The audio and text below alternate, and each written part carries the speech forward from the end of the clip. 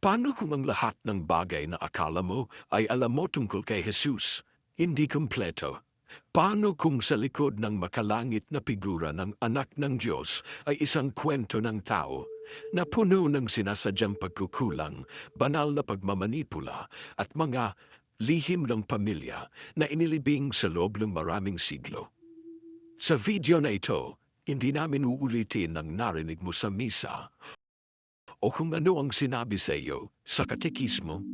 Hindi kami narito upang tanggihan ang pananampalataya, ngunit upang palawakin ito sa mga katanungan na humahamon sa mga hangganan ng opisyal na kasaysayan.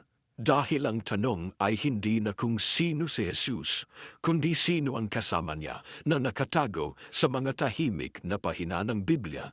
Si Jesus ay may mga kapatid. Pinunduhan ng mga kababaihan ang kanilang ministeryo. May mga sinaunang teksto na nagsasalaysay ng isang di-canonical na pagkabata, hindi komportable na mga himala, at kahit isang espesyal na relasyon kay Maria Magdalena na maaaring baguhin ang paraan ng pagtingin natin sa lahat ng Kristyanismo. Maghanda para sa isang paglalakbay na hindi lamang espiritual kundi malalim na tao, dahil upang maunawaan ang Mesyas, maaring kailangan mo munang makilala ang lalaki. Isulat ang aming mga komento sa keyword nakatago at maghanda upang malaman kung ano ang maingat na nakatago. Sa loob ng maraming siglo, ang pampublikong imahe ni Jesus ay maingat na inukit upang magkasya sa loob ng isang banal, sagrado, walang kapintasan na salaysay. Ang nag-iisang anak ni Maria na ipinaglihi sa pamamagitan ng makalangit na interbensyon na walang mga kapatid na lalaki o babae na maaring ikompromiso ang teolohiya ng walang hanggang pagkabirhen. Ngunit, paano kung ang Biblia mismo ay sumasalungat sa ideyang ito? Sa Marcos 6:3, nagtataka ang mga naninirahan sa Nazaret. Hindi ba ito ang karpintero na anak ni Maria at kapatid ni Santiago, Jose, Judas at Simon? Hindi ba yung mga kapatid na babae ay naririto sa amin? Ang sanggunian ay direkta, hilaw, prangka. Binanggit sa Bagong Tipan ang hindi bababa sa 4 sa mga kapatid na lalaki at 2 kapatid na babae ni Jesus, marahil higit pa. At hindi lamang ang mga pangalan ang itinapon sa hangin. Ang mga kapatid na ito ay may mahalagang papel sa unang simbahan. Halimbawa, si Santiago ang namumuno sa komunidad ng mga Kristiyano sa Jerusalem. Ngunit kung gayon, bakit hindi natin marinig ang higit patungkol sa kanila? Ang sagot, tulad ng halos lahat ng bagay na may kinalaman sa kapangyarihan at relihiyon, ay nakasalalay sa kaginhawahan. Habang ang teolohiya ng walang hanggang pagkabirhen ni Maria ay nakuha, ang mga kapatid ni Jesus ay naging hindi komportable. Paano nga ba magiging birhen si Maria at ina ng isang buong kalat? Teolohikal na solusyon. Sila ay mga pinsan o mga anak ng isang inaakalang na unang kasal ni Jose. Ngunit wala sa mga dahilan na ito ang malinaw na nakasulat sa kasulatan. Ang mga ito ay mga pangangatwiran na pinagsama-sama ng mga teologo.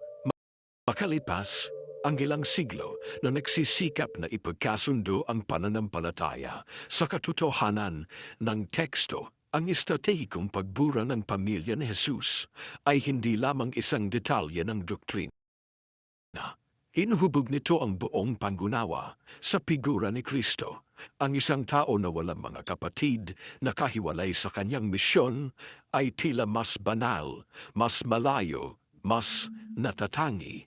Ngunit ang isang lalaki na may mga kapatid na lalaki at babae na may malawak na pamilya ay tila tao. At yun ang punto, ang Jesus ng Biblia ay namuhay sa isang karaniwang konteksto ng pamilya. Sa panahong iyon, malalaking pamilya, mga bata na nagbabahagi ng parehong tinapay, nagbabahagi ng mga gawain. Ang makasaysayang Jesus ang kumakain, natutulog, at umiyak. ay lumaki sa gitna ng mga kapatid na itinuturing siyang isa pa. Marahil kakaiba, marahil espesyal, ngunit hindi isang Diyos na maliit. At binabago nito ang lahat. Binabago nito ang paraan ng pagbabasa natin ng kanyang mga salita. Binabago nito kung paano natin naiintindihan ang kanyang katahimikan tungkol sa kanyang pagkabata. Binabago nito kung paano natin nauunawaan ang kanyang paghahabag sa mga mahihinang pamilya para sa mga nahati na tahanan para sa mga kapatid na lalaki at babae na nag-aaway. Marahil ang kanyang personal na karanasan sa kanyang sariling mga kapatid ang humubog sa kanyang pananaw sa kaharian ng Diyos bilang isang lugar kung saan ang lahat, maging ang pinakamagkakaiba, ay maaaring umupo sa iisang mesa. Ito ay simbolo at nakakagambala na ang simbahan sa buong kasaysayan ay gumawa ng gayong pagsisikap na ibukod ang mga figure na ito mula sa opisyal na salaysay. Ang ideya ng isang ina na si Maria ng isang beses lamang ng isang Jesus bilang bugtong at malinis na anak ay masakma sa iconography ng kabanalan. Ang mga malalaking pamilya ay nagdadala ng mga pag-aalinlangan, kontradiksyon, mga alaala na kahit ang Mesyas ay kinailangan na harapin ang mga away ng magkakapatid at hindi komportabling hapunan ng pamilya. Ngunit ang pagtanggi sa pag-iral ng pamilya ni Jesus ay pagtanggi rin sa kanyang pagkatao. At kung mayroong isang bagay na malalim na nagbabago tungkol sa Kristyanismo, ito ay ang ideya na ang banal ay pumasok sa mundo bilang tao kasama ang lahat ng ipinahihiwatig nito, pag-ibig, takot sa lungatan gawain. Kaya marahil ang tunay na himala ay hindi na si Jesus ay walang mga kapatid. Ang milagro ang mga bisa na kabugtuan. Bangin tugod hayra, ginpili niya ang dalanhan pagkahabag ha universo, usang nga pagtuodiin ang tanan, kabugtuan o estranggero, inaanyayahan ha isang ginhadian. Kung ang ideyang ito ay gumawa sa, you scratch ang iyong ulo, o suriin ang ilang mga katekisis ng pagkabata mahusay, nagsisimula pa lang tayo. Kung lumaki ka na nabalitaan na si Maria Magdalena ay isang nagsisising patutot, maaaring kailanganin mong umupo sandali. Tungod kay ini nga istorya, nga ginpaulitawa suludhin mga siglo, banginusahan pinakadako nga paninirang panunha tradisyon ng Kristiyano, at mas masahol pa, maaaring nagsilbi itong muling isulat ang isa sa pinakamahalagang papel na ginagampanan ng babae sa buong pananampalatayang Kristiyano. Una, pag-usapan natin ang mga katotohanan. Ang bagong tipan ay hindi nagsasabi na si Maria Magdalena ay isang patutot. Sa Lucas 8, sinasabi lamang ng teksto na siya ay isa sa mga babaeng sumunod kay Jesus at na siya ay naligtas mula sa 7 demonyo. Ano ang ibig sabihin nito? Hindi namin alam para sigurado. Ngunit ang alam natin ay ang babaeng ito ay kabilang sa mga pinakatapat na tagasunod ni Jesus. Siya ang nakatayo sa paanan ng krus nang halos lahat ng lalaking disipulo ay tumakas. Siya ang unang saksi ng muling pagkabuhay. Oo, ang una. Hindi si Pedro, hindi si Juan, Maria Magdalena, ngunit kung gayon, saan nagmula ang katanyagan na ito bilang isang babae ng buhay? Mula sa isang sermon, tama yan. Noong 591, nagpasya si Papa Gregorio Pril na pag-isahin ang ilang iba't ibang mga kababaihan mula sa Ebanghelyo. Isang hindi pinangalan ng makasalanan, si Maria ng Betanya at si Maria Magdalena, at ibahin ng ganyo sa kanila sa isang figura, ang nagsisising patutot, isang malakas na retorika na hakbang. Ngunit makasaysayang mapaminsala, at sa kasamaang palad, lubhang maginhawa. Dahil ang isang malayang babae, malapit kay Jesus, marahil ay mayaman, pagkatapos ng lahat, pinunduhan niya ang kanyang ministeryo tulad ng inihulat din ni Lucas. Ito ay masyadong maraming, ito ay mapanganib, ito ay nakakagambala, mas madaling iakma siya sa isang papel na nagsisisi kaysa sa pantay na disipulo. Ang prostitusyon ay naging kanyang pagtubos at ang kanyang tunay na kahalagahan ay nabura. Ngayon, isipin kung si Maria Magdalena ang unang nakakita sa muling nabuhay na si Jesus, bakit hindi siya ang pinuno ng kilusan? Kaya nuna nga aniya espiritual nga autoridad, ginbutang dayon halikudhan Bernal. Ito ba ay teolohikal na machismo lamang? O nagkaroon ba ng mas malalim na pangangailangan na pagsamahin ang isang patriarkal na modelo kung saan ang mga kababaihan ay maaring suportahan ngunit hindi kailanman mamuno? Ang ilang apokripal na mga ebanghelyo, gaya ng ebanghelyo ni Maria, ay naglalarawan ng ibang larawan. Si Maria Magdalena ay nakikipagtalo kay Pedro na dininig ni Jesus bilang isang kapantay sa kanyang sariling mga katuruan. Sa madaling salita, siya ay higit pa sa isang tagasunod. Ito ay isang tinig sa loob ng panloob na bilog ni Jesus. At marahil, gaya ng ipinahihiwatig ng ilang iskolar, siya pang ang kasama niya, ang asawa niya. Oo, ang haka-haka na si Jesus ay ikinasal kay Maria Magdalena ay hindi lamang ang mga bagay ng isang katang-isip na aklat tulad ng The Da Vinci Code. May mga makasaysayang at kultural na batayan upang hindi bababa sa itaas ang posibilidad na ito. Isang 30 taong gulang na Hudyo mula sa unang siglo, walang asawa at naglalakbay. Bihira iyon. Napakabihirang. Ang pag-aasawa ay halos isang relihiyosong obligasyon. At kung siya ay talagang hindi kasal, iyon ay magiging isang bagay din na kapansin-pansin at nakakapagtaka na ang mga ebanghelyo ay hindi nagkomento ng mas malinaw tungkol dito. Ngunit ang katahimikan, sigaw ng katahimikan, dahil kung si Maria Magdalena ay tunay na kanyang asawa o matalik na kasama, ito ay radikal na magbabago sa pananaw sa figura ni Jesus bilang isang nilalang na walang mga ugnayan sa lupa. Ang celibacy na si Kristo ay mas madaling i-divinize. Ang taong nagmamahal, nagbabahagi ng buhay at intimacy, mas mahirap maging icon. Ito ay mas tao. At dito tayo bumalik sa sentral na ideya. Gaano karami ng kwento ni Jesus ang hinubog upang magkasya sa isang teolohiya ng simbahan? Gaano karami ang pinakintab, pinalambot o muling isinulat upang paboran ang mga istruktura ng kapangyarihan, espiritual na pagkalalaki at maginhawang dogma? Si Maria Magdalena ay maaaring maging perpektong simbolo ng sadyang nakalimutan.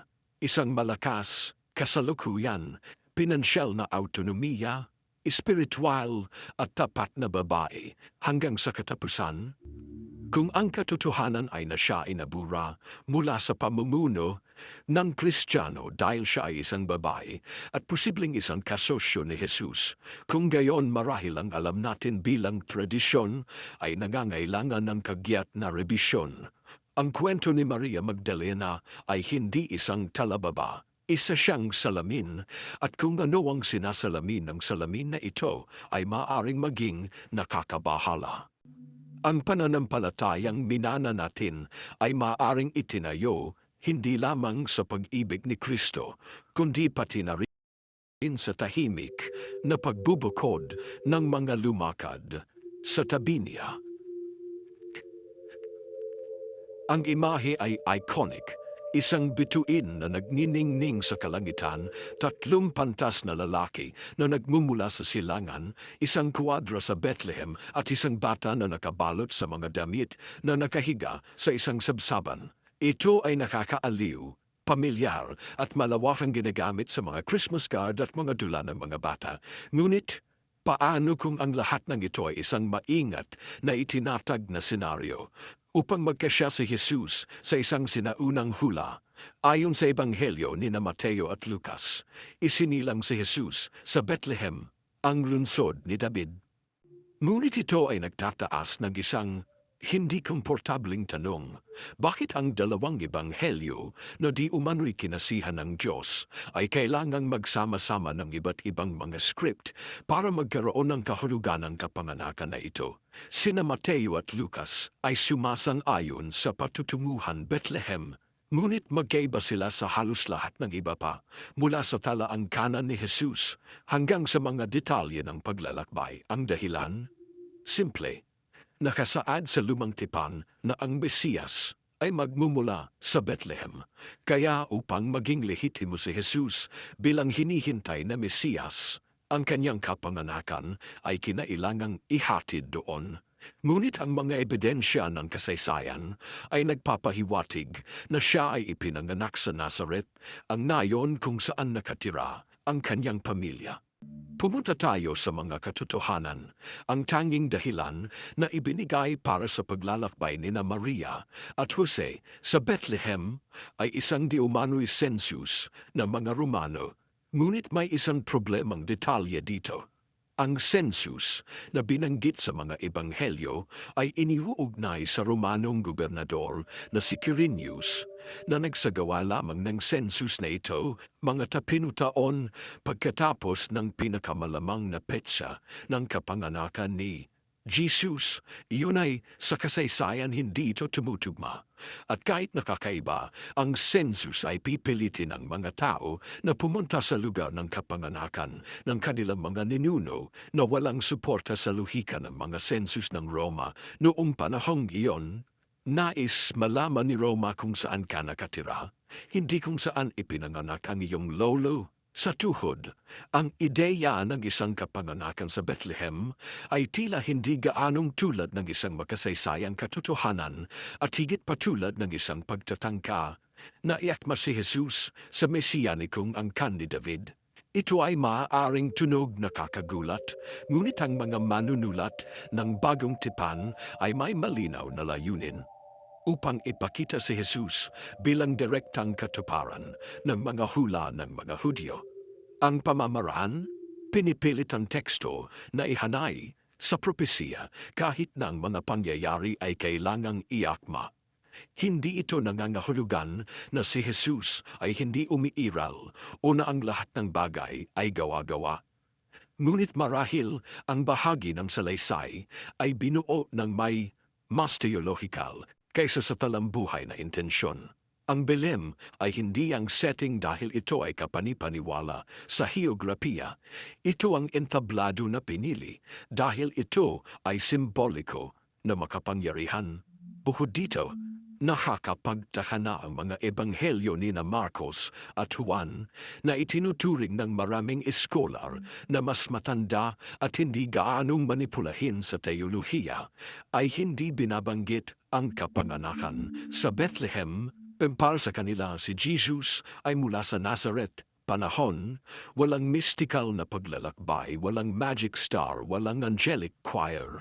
Ang nakikita natin dito ay isang malinaw na halimbawa kung paano maaaring mag-overlap ang tradisyon sa kasaysayan at ang mas masahol pa paano ito makakapagtibay hanggang sa puntong wala ng ibang nag-aatubili na magtanong dito. Sino ba naman ang maglalakas loob na mag-alinlangan sa Valencia? Ngunit dapat nating pagdudaan ito. Dapat tayong magtanong dahil marahil sa paggawa nito mas malapit tayo sa katotohanan kaysa sa alamat. Kung si Jesus ay ipinanganak sa Nazareth, hindi ito nangangahulugan na siya ay hindi gaanong karapat-dapat. Sa kabaliktaran, nangangahulugan ito nga nagtikang hiya ha simple ngan rural nga lugar, waray bisan ano nga kapasigarangan, sugat gudhan niya pag kinabuhi, nagtutdo, nga namatay. Hindi niya kailangang ipanganak kung saan iniutos ng kasulatan. Ipinanganak siya kung saan siya inilalagay ng buhay. At gayunpaman, siya ay kung sino siya. Sa madaling salita, maaaring hindi sinunod ng Mesiyas ang script, ngunit binago pa rin niya ang mundo. Isipin ang isang sentral na tauhan sa isa sa mga pinakadakilang relihiyon sa mundo. Isang tao na ang mga salita at kilos ay humubog sa mga imperyo at binago ang moralidad ng kanluran sa loob ng maraming siglo. Ngayon isipin na, tungkol sa kanyang pagkabata at kabataan, halos wala nang nalalaman, walang mga detalye tungkol sa kanyang mga taon ng pagbubuo, walang talaan sa pagitan ng kanyang kapanganakan at kanyang 30s maliban sa isang maliit na episode sa 12 na nakikipagtalo sa mga doktor sa templo para sa isang tao na magiging sentro ng pananampalataya ng bilyon-bilyon. Ang katahimikan na ito ay hindi lamang mausisa, ito ay matindi. Siyempre, si Jesus ang pinag-uusapan natin. Ano ang nangyari sa iyong pagbibinata, sa iyong maagang 20s? Bakit binabaliwala ng mga ebanghelyo ang buong dekada ng kanyang buhay? Ang pinakakaraniwan at pinakamaginhawa tugon ay na ang mga ebanghelista lamang ay hindi naisip na ito ay may kaugnayan. Nais nilang magtuon sa pampublikong ministeryo, mga himala, pagpapako sa krus at muling pagkabuhay. Ngunit hindi iyon sagot kung bakit hindi nila pinansin ang mga dekada na iyon. Hindi nito sinasagot kung bakit walang kahit isang salaysay tungkol sa kung sino siya bago siya naging Kristo. Pagkatapos ng lahat upang maunawaan kung ano ang ipinangangaral ng isang tao sa edad na 30, magiging kapaki-pakinabang na malaman kung ano ang kanilang nabuhay bago iyon. Ang kawalan ng mga ulat ay nagbibigay ng puwang para sa haka-haka. Maraming eskolar at teologo ang naniniwala na ang pagkabata at kabataan ni Jesus ay sadyang pinatahimik. Hindi dahil sa kakulangan ng impormasyon, kundi dahil sa kakulangan ng kaginhawaan. Ano ang ginawa niya ng mga oras na iyon? Naglakbay? Natuto ka ba mula sa iba pang mga guro? Isang karpintero lang ba ito sa Nazareth? O marahil ay may mga karanasan siya na kalaunan ay isinasaalang-alang ng tradisyon? Nakakahiya?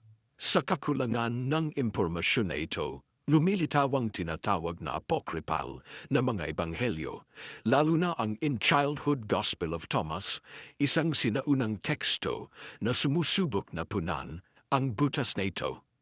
Dito makikita natin ang isang batang si Jesus na may pambihirang kapangyarihan, na may kakayahang pumatay at muling buhayin, humuhubog na mga ibon mula sa luwad at binibigyan sila ng buhay. Isang batang lalaki na may ganap na kapangyarihan at emosyonal na immature. Isang uri ng maliit na Jesus Superman, nakakatakot kaunti. Ngunit siya rin ay malalim na tao at sa makatuwid ay tinanggihan ng institusyonal na simbahan na nangangailangan ng isang matatag, mapayapa, walang kapintasan na Mesyas. Tinanggihan nila ang ebanghelyong ito. Tinanggihan nila ang marami. At pinili nilang iwanan ang pre-adult na si Jesus na nababalot ng hamog ng sagradong katahimikan. Ngunit ano ang itinatago ng katahimikan na ito? Marahil siya ay mapanghimagsik, marahil ay nag-aalinlangan siya, marahil ay may mga mentor siya mula sa iba pang mga tradisyon, o baka ito ay lamang normal, isang batang Hudyo, anak ng isang artesano na nagsisikap na maunawaan ang mundo. At narito ang kabalintunaan, ang pinaka nagbibigay inspirasyon kay Jesus ay maaring isa lamang, ang isa na tunay na bata na natuto, lumaki, nagkamali, nahulog, bumangon. Si Jesus na lumakad sa isang landas, hindi yung bumaba mula sa langit, na handa. Ang pagbura na ito ng kabataan ni Jesus ay nagpapakita ng higit patungkol sa atin kaysa sa tungkol sa kanya. Ipinapakita nito ang ating takot na tanggapin na kahit ang anak ng Diyos ay maaring magkaroon ng kaso, isang paglalakbay, o isang buhay bago. Ang Amen. Ang pagkabata at kabataan ni Jesus ay hindi mahalaga. Mahalaga ang mga ito. Dahil inihahayag nila ang pagkakatawang tao sa kabuuan nito, hindi isang Diyos na nagbalat kayo bilang isang tao, ngunit isang tao na lumalaki, nagkakamali, natuklasan, hanggang sa siya ay naging Panginoon na magbabago sa mundo. Ang pagtanggi sa bahaging ito ay pagtanggi sa puso ng mensaheng Kristiyano, na ang banal ay nagkatawang tao. at ang laman ay nabubuhay, nagdurusa, natututo at naginog. Kung si Jesus ang bida ng pananampalatayang Kristiyano, si Juan Bautista ang tauhan na pumapasok sa unang yugto, nagsindi ng piyus at umalis sa eksena bago ang pagsabog. Ngunit, paano kung ang paglalarawan na iyon ay isang malaking pagbaba ng posisyon? Paano kung si Juan ay hindi lamang ang tagapagbalita ng Mesiyas, kundi isang taong napaka-charismatic at maimpluwensyang na sa loob ng ilang panahon, siya ay itinuturing na tunay na kandidato para sa posisyon?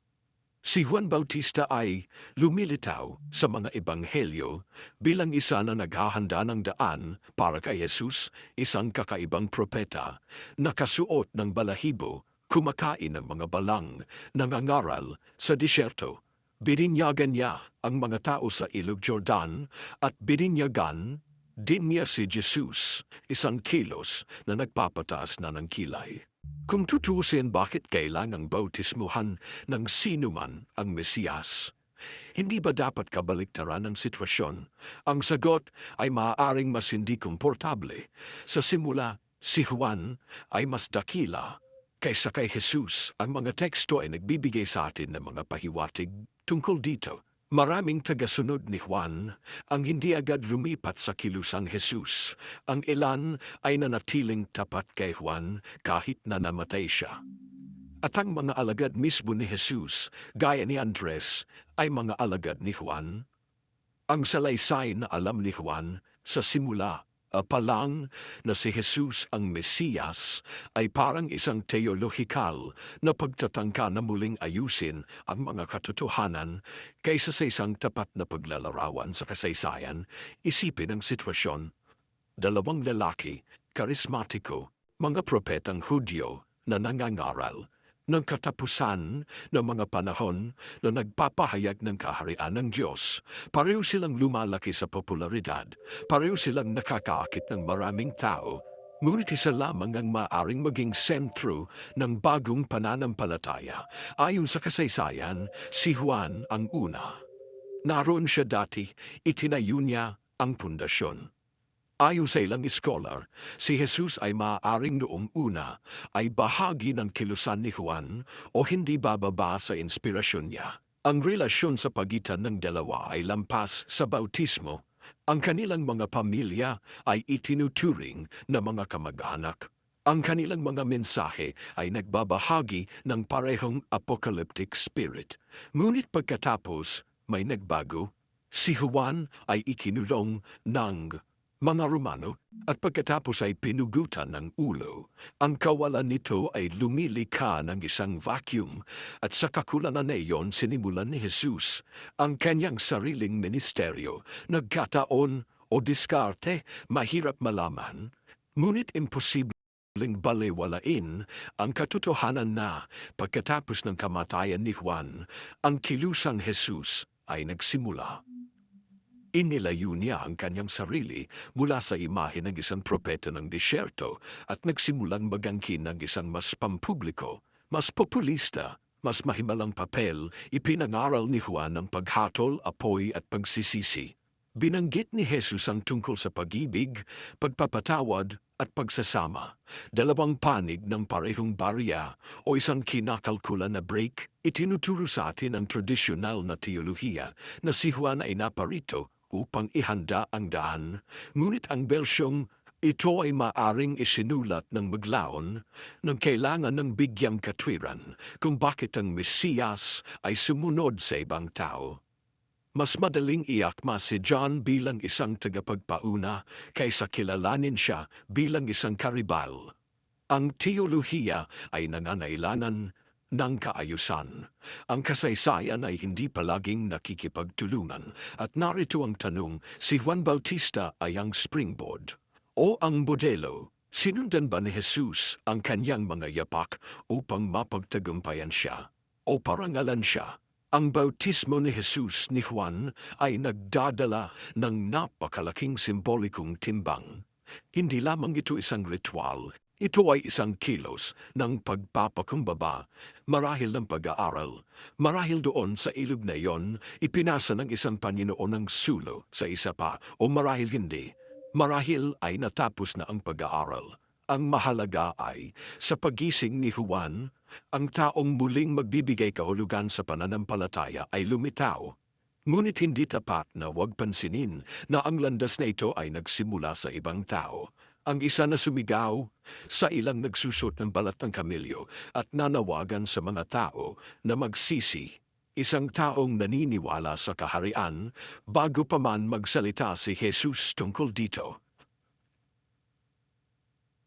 Naisip mo na ba kung paano nakaligtas, naglakbay, kumain at nagkaroon pa rin ng panahon si Jesus at ang kanyang mga alagad para magturo sa mga tao habang iniiwasan ng Imperyong Romano ang napili ng mga tagahanga? It was not a miracle, ito ay pagpopondo. At ang pagpopondo na ito ay nagbula para sa karamihan mula sa kung saan ang tradisyon ay bihirang tumuro. Mula sa mga kababaihan, karamihan sa mga paglalarawan ni Jesus ay nagpapakita sa kanya na napapaligiran siya ng dubla sa kalalakihan. Mga mangingisda, maniningil ng buwis at mga revolusyonaryo. Ngunit nakatago, halos tulad ng isang talababa sa kasulatan, mayroong isang piraso ng impormasyon na lubos na nagbabago sa ating pananaw. Ang ministeryo ni Jesus ay suportado sa ekonomiya ng isang grupo ng mga kababaihan. Malinaw ito sa Lucas 8:1-3. At ang ilang babaeng pinagaling sa masasamang espiritu at sa mga karamdaman, si Maria na tinatawag na Magdalena na siyang pinanggalingan ng 7 demonyo, si Juana ang asawa ni Chuza, ang tagapamahala ni Herodes, at si Susana at marami pang iba na sa pamamagitan ng kanilang mga pag-aari ay tumulong kay Jesus at sa kanyang mga alagad. O, sa iyong mga kalakal, si Juana ay asawa ng isang mataas na opisyal sa palasyo ni Herodes. Ito ay nagpapahiwatig na siya ay may access sa isang network ng kayamanan at kapangyarihan at piniling gamitin iyon upang suportahan ang isang tao na papatayin bilang isang pampolitikang subversibo. At hindi lang siya ang nag-iisa. Ang teksto ay nagsasabi ng marami pang iba. Ang kababayin, na kasagaran, nga nabuburatikan na kasaysayan, naroon hatanan nga panahon, nagbabayad para hapagkaon, urukyan, transportasyon, nan logistik, habi na kasubelsibo mga magsanyaw, hansiyahan nga siglo. Ngunit bakit halos hindi na nasabi ang bahaging ito ng kwento? Sapagkat ito ay sumasalungat sa dalawang maginhawang alamat, ang tungkol sa banal na kasapatan sa sarili ni Jesus at ang pagiging pasibo ng babae sa simbahan. Ang ideya na ang anak ng Diyos ay umaasa sa pera ng mga kababaihan upang mabuhay ay antila hindi komportable, lalo na kapag napagtanto ng isang tao na ang mga kababaihang ito ay may boses, kalayaan at kapangyarihan sa paggawa ng desisyon sa paggamit ng kanilang mga mapagkukunan. Hindi lang sila naghuhugas ng damit o nag-aalaga ng tolda, mga sponsor sila. Sila ay mga espiritual na mamumuhunan. Binabaliktad nito ang salaysay na ang ministeryo ni Jesus ay itinayo lamang sa pananampalataya at mga himala. O, may pananampalataya, mga himala marahil, ngunit mayroon ding mga mapagkukunan, diskarte at organisasyon. May nagbayad para sa tinapay. At narito kung ano ang pinaka-nakakaabala sa tradisyon. Ang katotohanan na ang mga kababaihang ito ay marahil ay may higit na katatagan sa ekonomiya kaysa sa mga lalaking disipulo mismo. Hindi lamang nila sinunod si Jesus, sinangayunan nila ang kanyang misyon, gayunman ang kanilang mga kwento ay na-relegated sa mga margin. Nang formal na may tatagang simbahan, ang mga apostol ay naging mga santo, martir, haligi ng pananampalataya. Mga kababaihan, Naging mga anino ang mga ito, ngunit isipin na muling isinasalaysay ang kwentong ito mula sa ibang anggulo. Si Jesus, ang revolusyonaryong mga ngaral na pinunduhan ng isang kolektibong malakas, malaya, debotong kababaihan na nakakita ng halaga. Sa kanyang mensahe hanggang sa punto ng pagsapanganib sa lahat ng bagay, reputasyon, seguridad, mga mapagkukunan upang mapanatili itong buhay. Hindi lamang nito binabago ang ministeryo ni Jesus bilang isang malalim na operasyon ng pakikipagtulungan, ngunit pinipilit din tayong harapin ng napakalaking pagkukulang sa kasaysayan at institusyon na nagtanggal ng protagonismo ng babae mula sa mga ugat ng Kristyanismo. Sa huli, marahil ang pinakadakilang himala ni Jesus ay hindi ang paggawa ng itubig sa alak, ngunit ang paggo ng suporta ng mga marginalized na kababaihan ay isang puwersang nagtutulak para sa isa sa mga pinakamaimpluwensyang kilusan sa kasaysayan.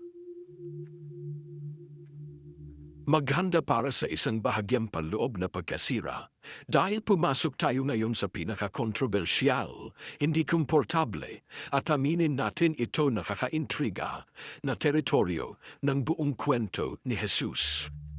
Ang tanong na iniiwasan ng marami na pinipigilan ng tradisyon at na kahit na ay patuloy na bumabalik tulad ng isang teolohikal na langaw na umuungol sa tainga ng pananampalataya. Si Jesus ba ay may asawa at higit pa kasama si Maria Magdalena bago ka sumigaw ng erehiya at tumakbo upang magsindi ng kandila? Nararapat na tandaan na ang ideyang ito ay hindi dumating sa mga modernong may akda ng katang-isip.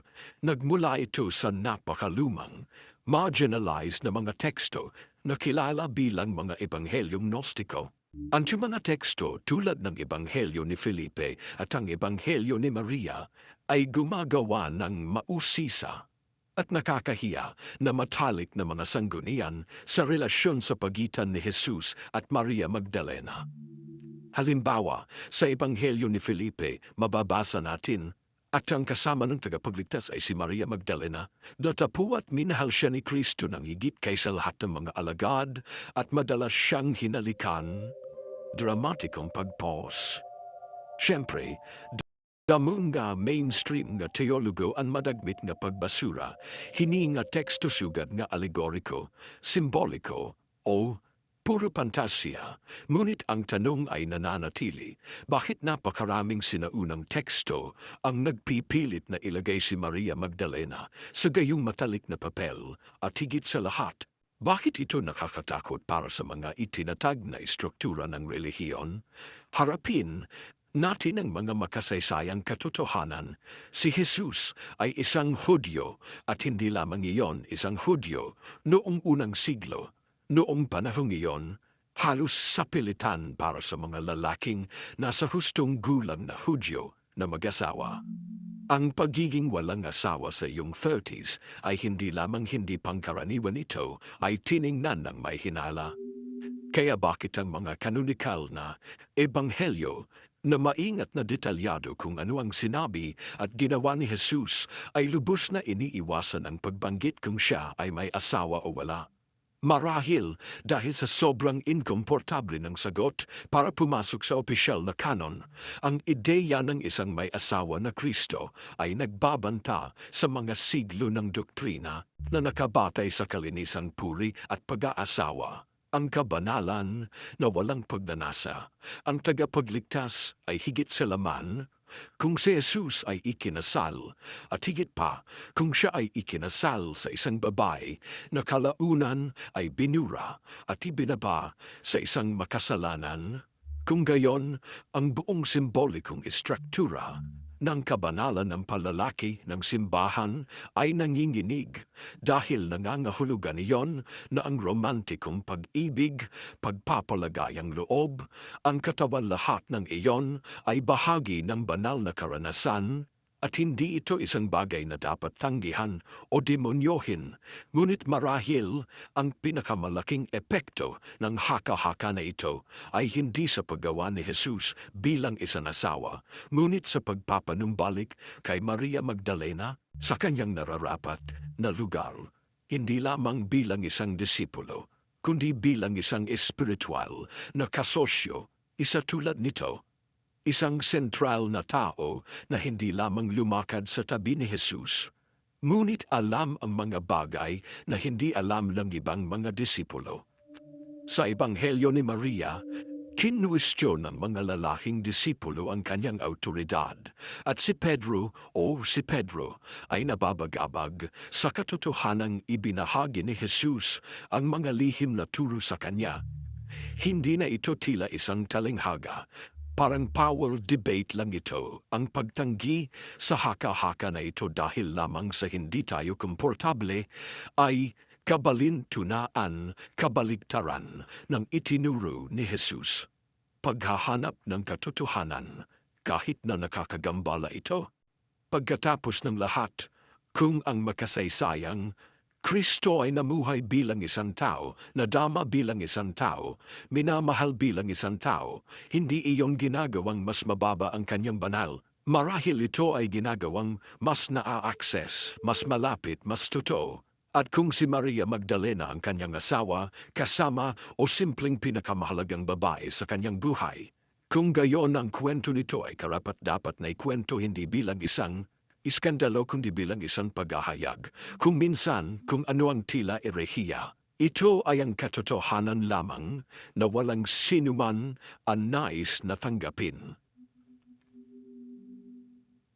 Isipin na binuksan mo ang Biblia at nalaman mo na hindi ito kompleto. Na 12 ng mga salaysay tungkol kay Jesus ay itinapon, hindi dahil lang ang mga ito ay mali. Ngunit dahil hindi sila akma sa balangkas ng doktrina na nagpasya ang simbahan na ipatao, isipin kung ang ilan sa mga pinakakomplikado at makataong katotohanan tungkol sa Nazareno ay itinapon dahil ang isang tao sa ilang konseho, sa isang balabal at pinalaki na ego, ay nagpasya na ang ilang mga ideya ay hindi gumagana. Hindi, ito isang teorya ng pagsasabwatan. Ito ay dokumentado na kasaysayan. Noong 1945, sa Naghammadi, Ehipto, natagpuan ng mga magsasaka ang isang garapon ng luwad. Sa loob, higit sa 50 sinaunang manuskrito, Kristiyano, pilosopiko, mistiko, hindi kilalang mga teksto. Kabilang sa mga ito ang sikat na Gnostic Gospel, mga akda na nagsasalita tungkol kay Jesus sa isang nakakagulat, halos patula, malalim na pilosopiko at pinakamahalaga na iiba. Mayroon tayong Ebanghelyo ni Tomas na nagtatala ng mga salitang iniuglay kay Jesus na marami sa mga ito ay hindi makikita sa mga kanonikal na Ebanghelyo. Nasa atin ang nabanggit na Ebanghelyo ni Maria na nagpapahiwatig ng espiritual na pamumuno ni Maria Magdalena. Ang Ebanghelyo ni Felipe na nagsasalita tungkol sa pakikisama at pagmamahal. At ang Ebanghelyo ng Katotohanan, isang halos psychoanalytic na pagmumuni-muni sa papel ni Jesus bilang isang tagapaghayag ng pagkakakilanlan ng tao. Bakit tinanggal ang mga tekstong ito? Dahil ipinakita nila ang isang hindi gaanong institutional na Jesus. Isang Jesus na hindi nagtatag ng mga iglesia, kundi nagpalaya ng mga budhi. Na hindi siya nagsasalita tungkol sa mga dogma, kundi tungkol sa kaalaman sa sarili. Si Jesus ay higit pa sa isang pilosopo kaysa sa isang pari. At ang ganitong uri ng Jesus ay hindi kapaki-pakinabang para sa isang iglesia na lalong nagiging imperial. Ang mga sinaunang konseho na mga Kristiyano tulad ng sa Nicaea noong 325 AD ay hindi lamang nagsisikap na maunawaan ang pananampalataya. Sila ang nagdedesisyon kung aling salaysay ang magkakaroon ng kapangyarihang pampulitika? Aling mga teksto ang magpapatibay sa isang nagkakaisa, masunurin at hierarchical na simbahan? At syempre, patriarkal ang mga ebanghelyo na kasama sa Bagong Tipan, Mateo, Marcos, Lucas at Juan ay pinili dahil nagsilbi sila sa layuning iyon. Maaari silang magkatugma, organisado, at katekismo, at ang mga Gnostics, sila ay mga ganid, hindi mapigilan, subversibo, at dahil diyan, tinawag silang mga erehe. Ngunit isipin mo ako, kung si Jesus ay naparito upang ipahayag ang kaharian ng Diyos sa lahat, bakit napakaraming tinig na nakakakilala sa Kanya o nagaangkin na kilala siya ay pinatahimik? Bakit hindi kinikilala ng kanyang mga babaeng alagad ang mga ebanghelyo? Bakit ang pagkabata ni Jesus ay lumilitaw lamang sa mga apokripal na ebanghelyo tulad ng In Childhood Gospel of Thomas na nagpapakita ng isang batang lalaki na may mga kapangyarihan at damdamin na mas magulo kaysa sa mga inilalarawan sa Belen? Marahil dahil ang simbahan tulad ng bawat institusyon ng tao ay kailangang kontrolin ang salaysay. At ang maramihang salaysay ay mahirap kontrolin, kaya ito ay pamantayan. Ito ay na-edit kanonisado niya ang kanyang sarili, at lahat ng iba pa ay inilibing literal. Ngunit ngayon, sa pag-access sa Dead Sea Scrolls, ang mga teksto ng naghamadi at mga bagong arkeolohikal na natuklasan, ang natitira na iyon ay bumabalik sa unahan, at kasama niya isang mas tao, mas komplikado, at kabalintunaan, mas sagrado, si Jesus. Si Jesus ay hindi na parito upang lumikha ng mga relihiyon, kundi upang gisingin ang mga budhi. Ang mga tekstong ito ay hindi nagpapababa ng pananampalataya. Hinahamon nila siya.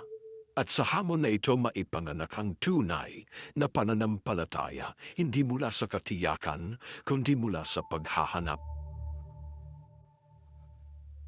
Kakaunti lamang ng mga tao sa kasaysayan ng Kristyanismo na nagdadala ng mas maraming simbolismo tulad ni Maria, ang ina ni Jesus.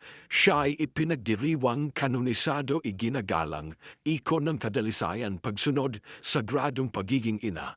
Ngunit sa likod ng balabal na ito, ng walang kapintasan na kabanalan, mayroong isang hindi komportabling tanong na isinasantabi ng mga siglo ng tradisyon. Si Maria ba ay talagang nanatiling birhen magpakailanman? Bago ka magsimulang maghagis ng mga rosaryo sa screen, maunawaan, ang tanong na ito ay hindi isang paglabag sa pananampalataya. Ito ay isang kinakailangang pag-uudyok upang pag-isipan kung paano hinubog ng ideolohiya, ang teolohiya, at sa kasong ito, ang katawan ng isang babae ay ang larangan ng digmaan. Magsimula tayo mula sa malinaw.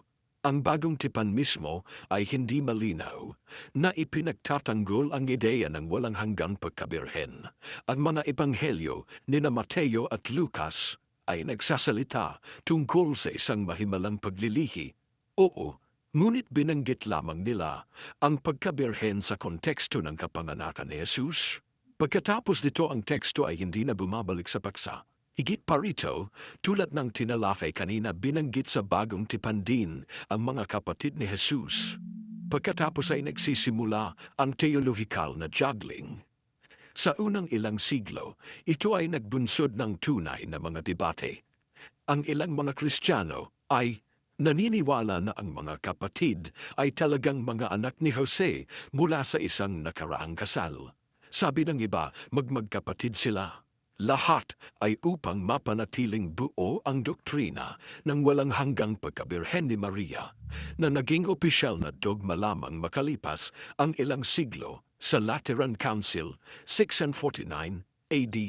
Tama yan, 600 taon pagkatapos ng mga pangyayari. Ngunit bakit ito iginigiit sa pagkabirhen? Dahil ang sinaunang simbahan na malakas na naiimpluwensyahan ng mga pananaw ng Neoplatonic at Ascetico ay nakita ang sex bilang isang bagay na mas mababa, makamundo na nakalink sa laman at kasalanan, at hindi pinahihintulutan ng babaeng nanganak ng anak ng Diyos ay magkaroon ng sexual na buhay. Kinakailangan para kay Maria na maging isang radikal na eksepsyon, isang birhen bago, habang at pagkatapos ng panganganak. Oo, sa panahon din, ayon sa kanya, si Jesus ay lumabas sa sinapupunan ni Maria nang hindi man lang nabasag ang hymen nito. Tailor-made na himala. Ito ay hindi lamang hindi kinakailangan, ito ay malalim na simboliko. At sintomas, ito ay ang larawan ng isang relihiyon na nag-divinize ng pagiging ina hanggat ito ay asexual. Isang makapangyarihang babae, ngunit kung ayaw lang niya, isang kahanga-hangang ina. Ngunit kung hindi siya lapitan, isang banal na sinapupunan hanggat hindi ito tao. At narito ang masakit na punto, ang ideyang ito ay hindi nagdakila kay Maria, binawasan ito. Binago niya ito sa isang hindi maabot na simbolo, isang archetype ng ganap na pagsunod, isang modelo ng kabanalan na hindi makakamit ng tunay na babae. Ang walang hanggang pagkabirhen ay hindi isang papuri. Ito ay isang control. Ang kabalintunaan, ang pinakaiginagalang na babae sa tradisyong Kristiyano ay din ang pinakahinubog ng mga pagkabalisa ng lalaki tungkol sa katawan, kadalisayan at kapangyarihang pambabae. Pinakasalan ba ni Maria si Jose at nagkaroon ng iba pang mga anak? Lahat ay tumuturo sa oo. Magiging problema ba ito kung naniniwala ka lamang na ang sexualidad ay nagpapababa ng kabanalan, at kung ganoon, marahil ang pananampalataya ay nangangailangan ng higit na sangkatauhan, hindi mas kaunti. Sa huli, hindi kailangan maging porselana icon si Maria para humanga. Marahil mas nakasisigla pang isipin ang isang ordinaryo, matapang na babae na tumanggap ng banal na misyon, na nagpalaki ng mga anak, na nagmamahal sa kanyang asawa, na umiiyak para sa pagkawala, na namuhay ng isang kasiyasyang buhay. Gayunman, banal siya, isang tunay na santo, sa laman, dugo at kaluluwa. Ang tagpo ay pamilyar kahit sa mga taong hindi pa nagbukas ng Biblia, isang taong duguan, ipinako sa krus, isang korona ng mga tinik, isang madilim na kalangitan, ang rurok ng isang kwento ng pananampalataya at sakripisyo. Ang pagpapako sa krus ni Jesus ay ang pinakadramatikong sandali sa Kristyanismo at ang kanyang muling pagkabuhay, ang pundasyon ng lahat ng paniniwala.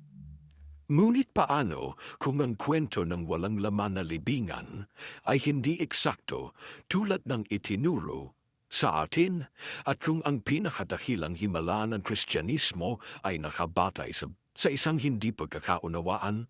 Ayon sa mga ebanghelyo, si Jesus ay mabilis na inilibing dahil sa Sabath sa isang libingan na inihanda ni Jose ng Arimatea.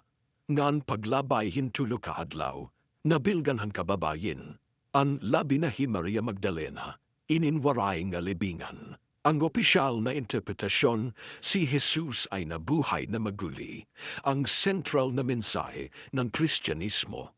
Ngunit maghintay, tingnan natin ng mas malapit, sinasabi sa atin ang konteksto ng kasaysayan na sa tradisyon ng mga Hudyo, ang isang bangkay ay kailangang ihanda ng wasto para sa paglilibing. Mabilis ang paglilibing kay Jesus. Inilagay siya sa isang pansamantalang libingan malapit sa lugar ng pagpapako sa krus, para lamang hindi siya mailantad sa panahon ng Sabat. Karaniwan at inaasahan na ang katawan ay aalisin sa tiyak na lokasyon na may naangkop na mga ritual. Walang laman bang libingan? Oo, ngunit maaaring iyon ay para sa isang bagay na mas simple, may bumalik pagkatapos ng Sabath at inilipat ang bangkay sa ibang lugar. Siyempre, ang paliwanag na ito ay hindi magkaroon ng parehong teolohikal na epekto. Hindi nito binabago si Jesus sa isang nabuhay na magbuling Diyos. Hindi nito binibigyang katwiran ng mga mystical apparitions. Ngunit mas naayon ito sa kultura, praktikal, at relihiyosong mga talaan ng panahong iyon. At narito ang tunay na pag-uudyok. Paano kung ang paniniwala sa muling pagkabuhay ay ipinanganak hindi mula sa isang supernatural na kaganapan, ngunit mula sa isang sandali ng malalim na sakit at kawalan ng pag-asa?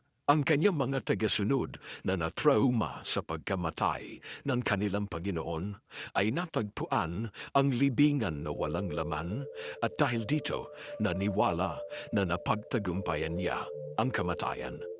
Sa katunayan, hinamon na sila ni Jesus na maniwala sa mga imposibleng bagay. Mahal nila siya, nawala nila siya at pagkatapos nakita nila siya marahil sa panaginip, marahil sa mga panggitain. Siguro sa memorya, ang mahalaga ay naniwala sila at ang paniniwalang ito, hindi ang kawalan ng isang katawan, ang nagbigay daan sa Kristyanismo, isang kilusan ng pananampalataya na itinayo sa kawalang kabuluhan, ang posibilidad ng isang bagay na lampas sa kamatayan. Ang pagkabuhay na maguli ay maaring hindi literal na katotohanan, ngunit ito ay isang napakalakas na espiritual na katotohanan na ginawa nitong mga apostol, ang mga mangingisda, at ang isang ipinako sa krus ay naging isang mesyas. Ngunit paano kung tulad ng iminumungkahi ng ilan, sadyang inalis ang katawan para lumikha ng ideyang ito? Paano kung may isang sinasadyang pagtatangka na hikayatin ang paniniwala sa muling pagkabuhay bilang isang paraan upang palakasin ang kilusan? Ito ay isang haka-haka na iniiwasan ng marami dahil sa takot na humina ang pananampalataya. Ngunit marahil ang kabaligtaran ay mangyayari. Dahil ang pananampalataya na nananatili kahit na pinagdududahan ay mas makapangyarihan kaysa sa pananampalataya na nangangailangan ng katahimikan, ang pananampalatayang nakaharap ng direkta sa pag-aalinlangan ay hindi gaanong banal. Ito ay mas matapang. Marahil ang tunay na himala ng walang laman na libingan ay ito, hindi ang paglabas ng isang katawan, kundi ang pagpasok ng pag-asa. Ang kaungkagan ay nagbago sa isang mensahe. Ang isang trauma ay na-convert sa layunin. Sa huli, hindi mahalaga kung si Jesus ay pisikal na nabuhay na maguli o hindi. Ang mahalaga, kahit papaano, buhay pa rin siya. Sa mga salita, sa mga kilos, sa katapangan ng mga taong piniling sundin ang kanilang landas kahit na sa harap ng imperyo, takot ang krus, naglaho ang bangkay. Nanatili pa rin ang mensahe at siguro sa huli iyon ang laging mahalaga. Sa buong video na ito, dumadaan kami sa mga anino at katahimikan ng kwento ni Jesus.